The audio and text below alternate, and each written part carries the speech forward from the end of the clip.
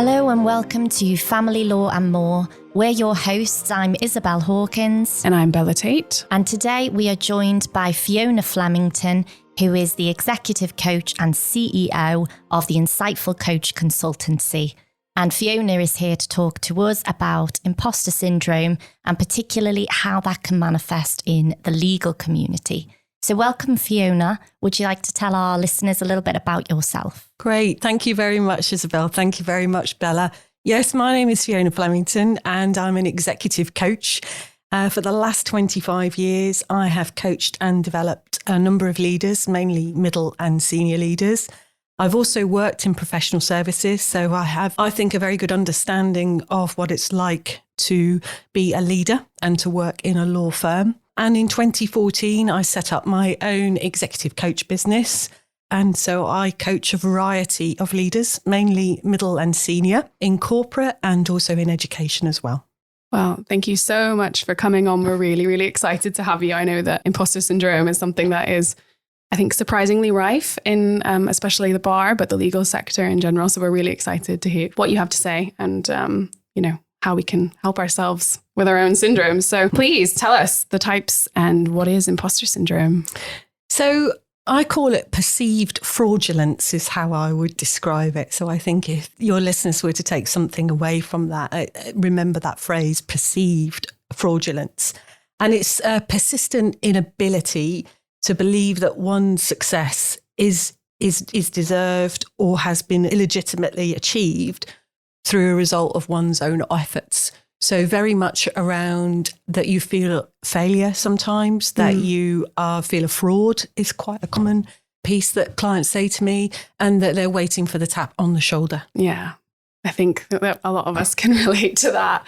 It's a lot to come into a profession like this and just sort of know what you're doing straight out of the bat. So are there does it manifest in different ways? Or how does imposter syndrome work for different people? Yeah, so I think what your listeners will hopefully resonate with is the 5 types of imposter syndrome that was identified by Dr. Valerie Young. And if it would be helpful, I'll go through those 5 types with you today.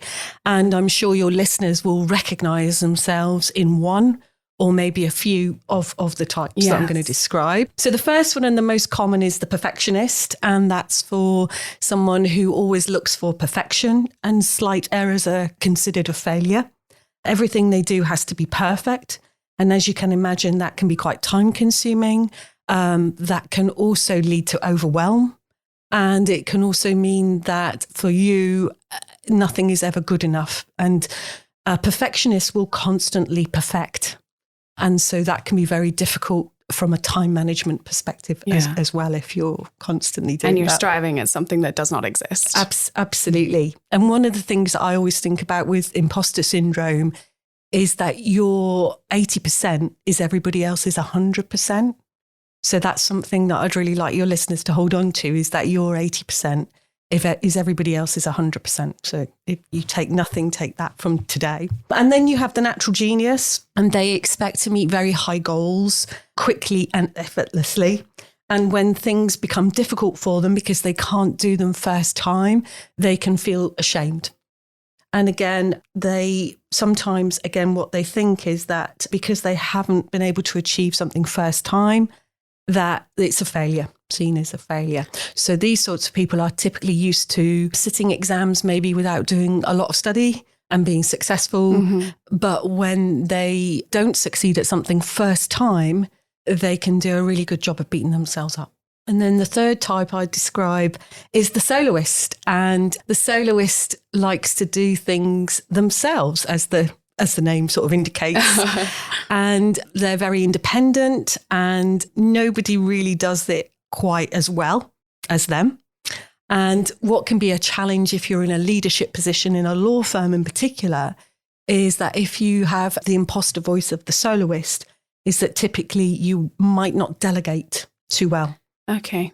So again, what happens is that you keep a lot of the work for yourself, because the only person who can do it well, especially if it's coupled with perfectionism, is yourself. Yeah. So sometimes you can have a bit of a double whammy.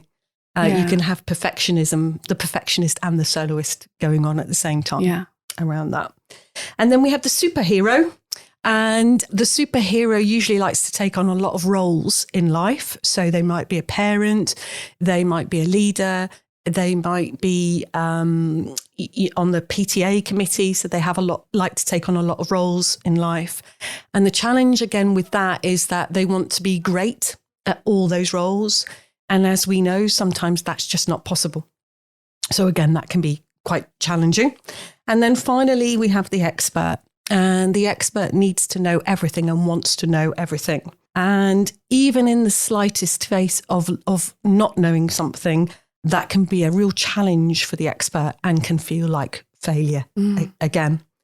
And so what I'd say to your listeners is, with regards to those 5 types of imposter voice, is recognize which category or categories you fall into. And then understand the patterns of your behavior and perhaps your mindset that accompanies that. And then give yourself the best chance to change or to do something different as a result of understanding which imposter syndrome or imposter voice you recognize. Well, I can see myself in a few of those, Yeah, Fiona. same. Really interesting. And one thing that we've been discussing is how this is particularly a problem in the legal sector. And I think, especially at the bar, you're sort of placed on this pedestal by society and by your friends and your family. You know, oh, you're a barrister, you must be very intelligent, you must be this, you must be that. And you're sat there thinking, well, I'm just little old me, you know, I'm not sort of anything special. And it's quite hard because from a very early point in your career, when you're very junior, people want to know what you think. People want your view, your opinion. That's quite hard when you're dealing with imposter syndrome. Do you have any sort of comment on that and how it manifests in the legal sector in particular? Yeah, absolutely. Typically, and there are exceptions, of course, to every rule, imposter syndrome, the imposter voice tends to resonate with people who are successful and bright. So that's the first thing that I would say. That's so interesting. Yeah, that's the first thing I would say. And the reason why I think the legal sector may be impacted more perhaps than other areas is that it tends to thrive in cultures where performance is under scrutiny and competition is encouraged. So again, if you think about in the law, performance is under scrutiny because, you know, most people have targets, fee earning targets, and competition is encouraged. So when I worked for a law firm, I was always part of the recruitment team for trainees. And so when we advertised that we were looking for trainees, we'd get well over 100 CVs and letters, and we'd have to filter those down maybe to 50. And then on the day, we'd have to filter those 50 to 12 trainee places that we had. And so you can understand where your performance is under scrutiny, even in that example, and that the competition is encouraged because we could only offer 12 places. Sure. Yes, I think that is such a good point because it's similar at the bar. You know, for pupillage, the competition is absolutely fierce and there are hundreds of applicants and sometimes only 1 or 2 places. Yeah. I don't know about you, Bella, but when I found out that I got pupillage, although I was over the moon, I had this almost crippling anxiety as well that it was a mistake. You know, why would it have been me? Out of all of these hundreds of excellent candidates, why me? Which is quite a sad aspect of it. You know, it's meant to be a very happy time. And don't get me wrong, I was happy. But did you feel any of that, Bella? Yeah, I mean, I was really, really excited to get pupillage, but there's the element of like, oh, that I got lucky. There was luck. There was an element there that, yeah, maybe I was good on the day, but there's loads of people that are good on the day. So there's a factor there that isn't my factor. It's luck. And that is sort of a weird feeling to sort of shadow over a really exciting day. And then being able to shake that and pick yourself up and be like, oh God, now I have to be better than 100 people. Yeah. As well. You're like, oh. And that's really common. What you're describing is incredibly common. And I also think as well, we do a really good job of beating ourselves up. You know, one of the things I always say to my clients is be forgiving. Be forgiving of yourself You know, you have got here because of hard work, because of your personality, because of the due diligence that you have paid to studying or, you know, all the means that have got you to this point, and celebrate your success. Because quite often we'll focus on what we didn't do rather than what we did do and what we achieve. And I always say to my clients, when you achieve something in life, buy yourself something that marks that. So when I achieve something, for example, I always buy myself a fresh bouquet of flowers. And I sit for a couple of minutes and I enjoy, before I go on to the next thing, I sit and enjoy that. And I just think, do you know what? This is because I've worked really hard to get this. I love that. Me too. I'm going to do Fiona, that. I don't need any more encouragement in that. Candles work too, I think you'll find. No, I love that. That is fabulous. Just bask in it for a minute. Just take a couple of minutes to, you know, give yourself a pat on the back. Yeah. And enjoy that moment, because life is really quick. Yeah. And we can always focus on the negatives, but actually focusing on what we've done and what we've achieved is really helpful. Great. I would love, Fiona, to ask you about the interplay between gender and imposter syndrome. Mm-hmm. Mm-hmm. Do you have any thoughts on that? So again, based on my experience as an executive coach, I see it more in females than I do in males. Would you like me to tell you my thoughts on why that is? Yes. A couple of thoughts on that. The first thing I think is that women typically, if you think about the 5 types of imposter syndrome, a lot of females talk about being the superhero. And I think females typically take on more roles in life than perhaps our males. And so they try to perfect a lot of roles in life. And again, that can be a challenge.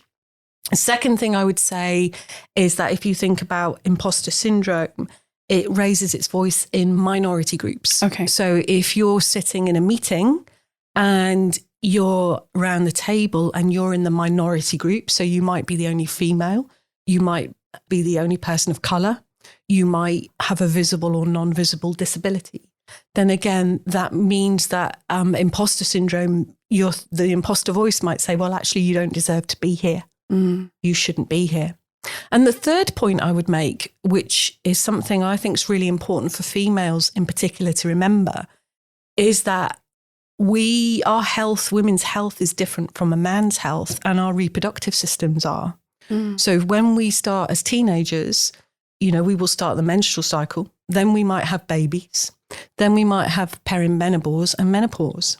And so all this accumulates in hormonal fluctuations. And again, if you think about it, for females, that can impact how we think and how we feel. So again, that's not something that a male will experience, but it's something that every female will experience. And you know, and I know as females, you know, certain times of the month can be very debilitating. Interesting. Yeah, absolutely. I think from my experience, obviously, I'm not an expert, but speaking to other women, speaking to male friends, male family members, it does appear to be more prevalent in women. That's just something that I've noticed and identified. So it's really interesting to hear your opinion on that and your views as to why that is. And we're just going to take a short break now and to see what's coming up on next month's episode.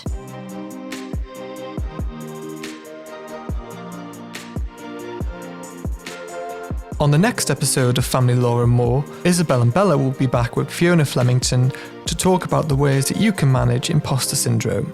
Subscribe so you don't miss out. So Fiona, another issue that Bella and I have identified is the relationship between anxiety and imposter syndrome and how those two often go hand in hand together.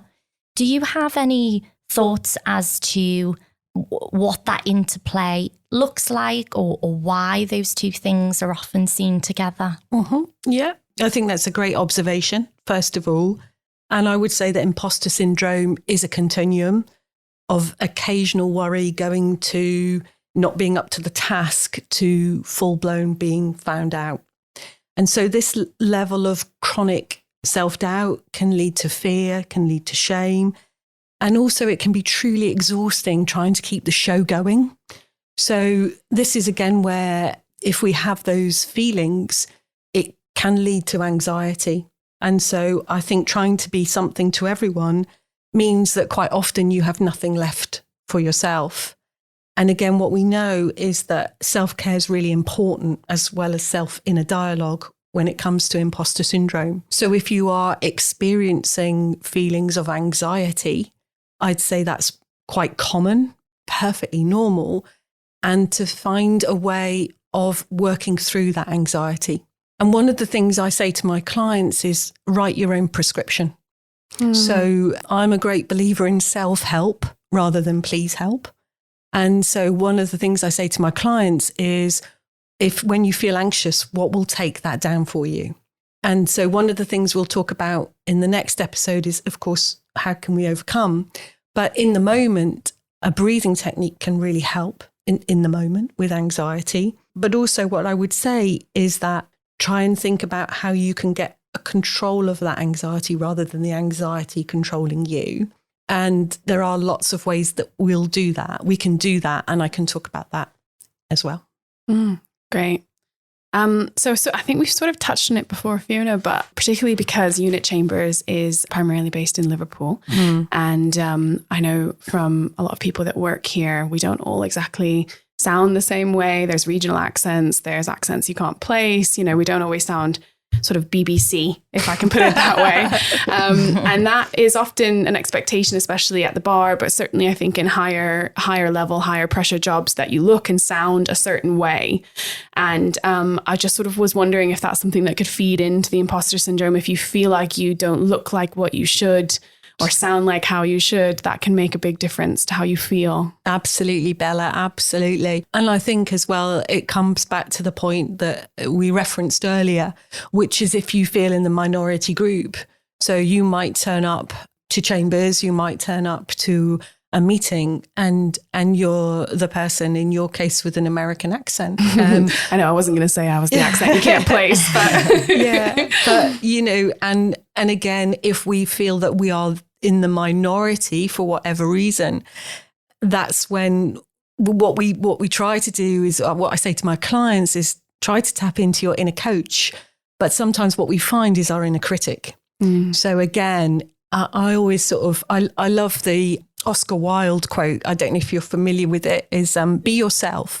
Everyone else is already taken. Yeah, I love that quote. And Yeah, I just think it's absolutely spot on for everybody to say, do you know what? I am good enough and I've earned my place to be here, same as everybody else. And actually my accent is a point of difference. It's a point of value, and it's something interesting about me. Yeah. I'm working on it. I think that's really good advice. And I do think the bar is changing, because back, 10, 15 years ago, even longer, it was very much expected, I think, to have that BBC accent. But now the regional bar, I think it's encouraged more for locals to be proud of their accents. And it also makes you more relatable to the clients that you're dealing with. Yeah. You don't want to seem like you live in a completely different world to them. So, you've got to be able to be relatable, be human.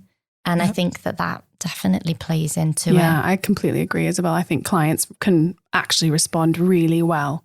And that's something we have to remind ourselves, is that actually we're here for our clients. Yeah. So, and it's your authentic self, isn't it? That's the other thing I would say, is that authenticity is really important. We have to turn up to whatever situation we find ourselves in. And the best version of us is always the most authentic version of us. Yeah. Right. Now, Absolutely. Fiona, we're coming to the end of this episode. Okay. And we are going to play our roll that dice game with you, if you are game. I'm up for it. Fabulous. Definitely. So we've got our dice here. And I'm just going to push it over to you. Okay. Do you want me to roll it? Yes. So if you roll it, and then we are going to play the game that it says. Right. Fun fact. Fiona, tell us, what is a fun fact about yourself? Okay. So hopefully something your listeners will enjoy. When I first started my career, I worked for QVC, the shopping channel. So I was based in London, and at the time, QVC, when I joined, was in its infancy. And so I worked in HR, and the studios were next door to where the filming was. And one day, one of the producers came up to the HR department and said, "Does anybody have their gym kit with them today?" And I've always exercised, and I said yes. And they said, "Great, because the fitness model hasn't turned up for Mr. Motivator's 20-minute session." And at the time, so it's a long time ago, obviously, it was when Mr. Motivator was first on, I think it was GMTV or, the breakfast morning telly. So I had to put my gym kit on, and I went down to the studios and I met Mr. Motivator. And for the 20-minute slot, I demonstrated his equipment. But the funniest part of this story is that when we'd finished filming, it was a live slot. And I said to Mr. Motivator, is there anything else that you need? Can I go back to HR and get changed? He said, "You can, Fiona. And by the way, you can call me Derek." Oh, fabulous. That was a good fun fact. Yeah. Thank you so much, Fiona. We will be back next month with Fiona again, and we will be discussing some tips, tricks, and methods to manage imposter syndrome. So make sure you subscribe and leave a review, and we'll see you next time. Thanks, Fiona. My pleasure.